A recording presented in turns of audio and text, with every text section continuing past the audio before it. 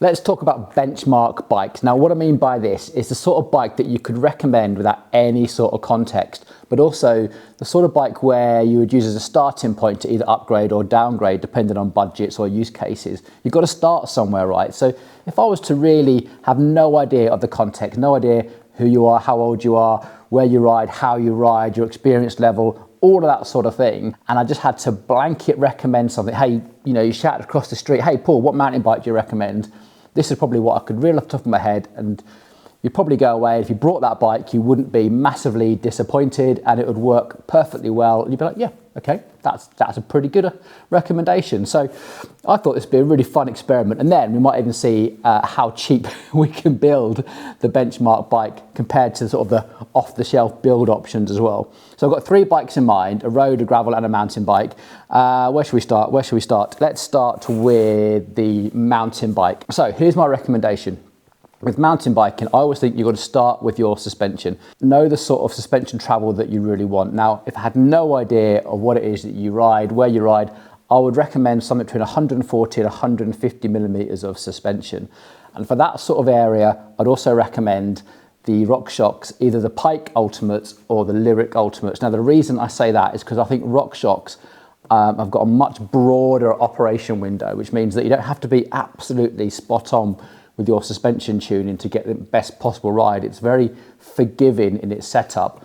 It's also quite forgiving in its servicing as well, whereas Fox, for instance, or other brands, they can be very finicky to set up and get absolutely dialed in. And also, they tend to drop off their performance quite quickly if you don't keep on top of their regular servicing. So my RockShox recommendation is there. Also, I've gone for the Ultimates because the really big thing about those forks is the Charger 3 damper, which you do get on the Select Plus, but the difference in price is negligible at the moment. So as long as it's one of those RockShox with a Charger 3 damper, I think that is a fantastic choice. Now, the frame that I would put it on is I've chosen the Transition Patrol aluminium because I think it's probably one of the best all-round aluminium bikes out there. It's about £2,500. You get a rear shock with that. It's aluminium, got great warranty. The bearings are easy to service. It rides really well. The giddy up suspension link is fantastic.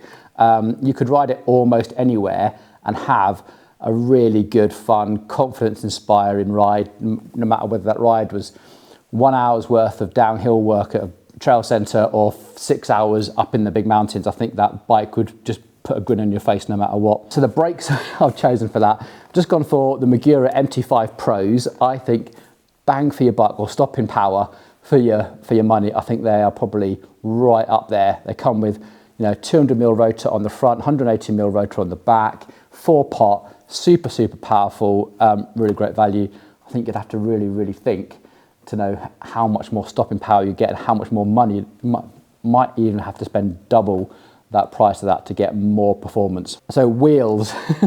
Now, wheels for a mountain bike, I think points of engagement is quite important, but also they get really tossed up, they get really muddy. So ease of servicing for me is really important. So I've actually gone for Hope hubs. I don't think you can go far wrong with, especially the old Pro 4s. I think they were fantastic. Anyone can get in there, just pull them apart, clean them out, change things, super easy. And I'd build them onto a set of Spank 359 rims. These are aluminium rims. I want to say they're bomb-proof. They're almost bomb-proof. I haven't really known anyone destroy a set of those yet. And they're nice and wide. They'll fit a massive range of tyres. And again, I think you'd be really happy with them. Droppers. Now, droppers is one of those things which I always get. Most of them fail nearly all the time. I couldn't really recommend an expensive dropper post. The Transfers and the RockShox Reverb, they're all overcomplicated to service. We service them here, but in terms of how much money you spend, you don't get any more service life out of them. So if I had to make one benchmark recommendation, it'd probably be either the one-up components or the SDG Telis, which I think are pretty good options. Quite a lot for your money. They're nice and light, get loads of travel, really easy to set up, really easy to service. So there we go. And finally, drivetrain. I honestly think you cannot go wrong with the Shimano Dior 12-speed. I think it's brilliant. It's got everything you need. I think you'll be really hard pressed to know the difference. The cranks might be a little bit on the soft side, but they're so cheap that they're easy enough to replace rather than upgrade almost. So in fact, right now, I'm pretty sure if you look around the internet, you'll probably find a set of Dior cranks probably cheaper than you'd find an XT chainring. It's that ridiculous. So there we go. That's my benchmark mountain bike ride. Let's get on to gravel. So sticking with the off-road then, ultimate benchmark gravel bike. Remember, this is just our starting point. You know, they cannot go wrong. I'll start with the frame on this one because I think the Sinelli Zydeco Muddy, again, aluminium frame, Columbus carbon fork, loads of tyre clearance, really versatile bike. It's got mounts for panniers and racks and mud guards and all sorts. It's actually a pretty reasonable weight. The geometry is also really versatile as well. You could easily just put a set of road tyres on that and go on a really big epic touring adventure on that sort of bike and it would just do you well. So what wheels did I put on the benchmark gravel bike? Probably have to start with a set of DT Swiss 350 hubs.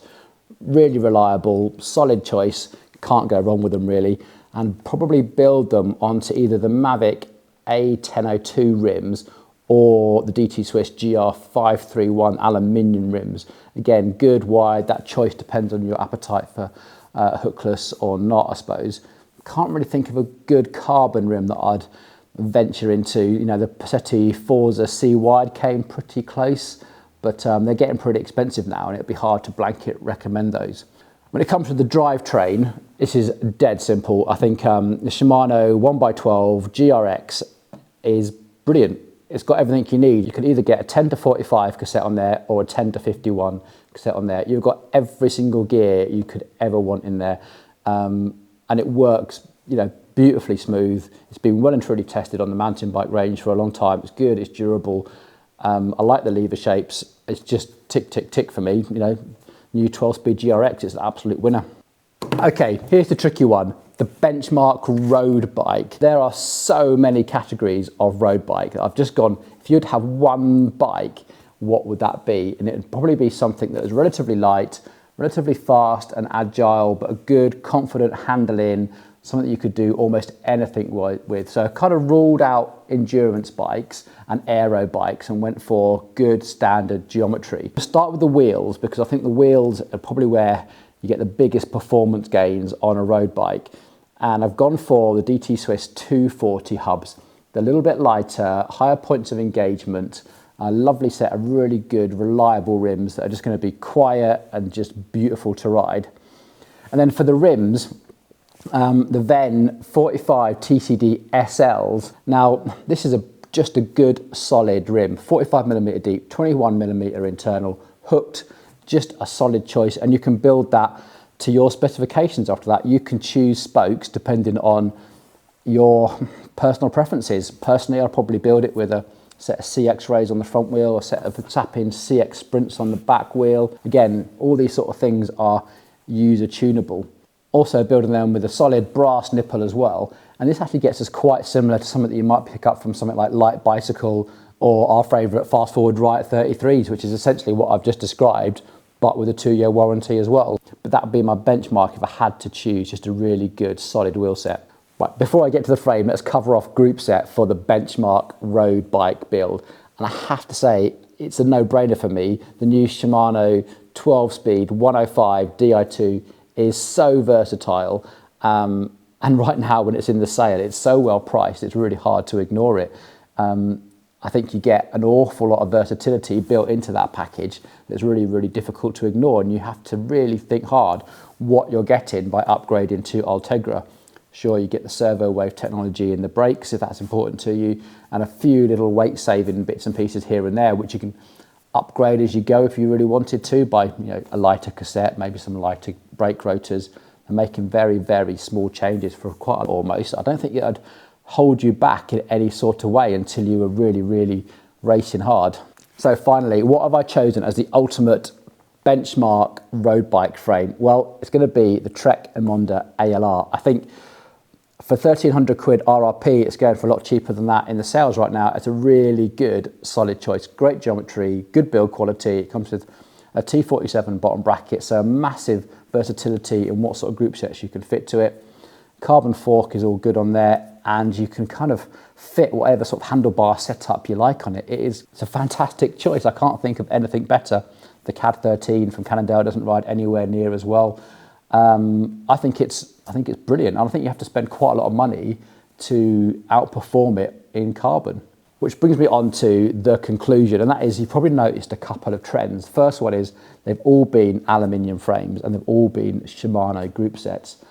I think there's a reason for that, because right now I think that some really, really good quality aluminium frames are out there, but they're actually quite hard to get hold of and obtain. They're often built into bikes which are hideously under-spec'd. It's a real shame that you can't really buy, the Trek Imonda ALR, for instance, with a decent set of wheels. You kind of get forced into this sort of budget option and having to set up essentially landfill wheels that you're just going to throw away. I think that's a real shame. The same goes with the Transition Patrol and the Sonelli. They downgrade the specs so much on aluminium bikes, but then on a cheap carbon frame, they upgrade the specs too high. So you end up having this really weird middle ground that's really difficult to fulfill. The jump from aluminium to carbon is too big in terms of price, but the performance jump isn't really worth it, because a really well-spec'd aluminium bike like the ones I've just talked about would probably outperform most of those budget carbon frames. And what's really weird right now is that no one's really selling aluminium frames as a standalone item. They're actually quite hard to get hold of. Have a hunt around, see what you can find. It's not an easy thing. You can tend to get very high quality carbon frames as a frame only deal, but it's really hard to get good aluminium frames just off the shelf that you can custom build with the spec that you want. I think it's something that needs to change. I really do. And when it comes to group sets at the benchmark level, I think Shimano honestly have this completely wound up. I don't think SRAM or Campagnolo are getting a look in at all based on performance and price and versatility. I think you have to start going up the ranges before you really start to consider either Campagnolo or SRAM as an alternative. I just don't think you can beat Shimano 105, Shimano Dior and Shimano GRX. They just tick all the boxes, they get the job done, they're reliable, versatile and reliable. Okay, I'm done. What do you think of the ultimate benchmark bikes? Could you do better? Could you suggest something else? Let me know down in the comments. And have you had a shop around? What was the best price you could get one of these benchmark builds for? I think right now, with all the sales on, you can get a very good custom built bike for not a lot of money.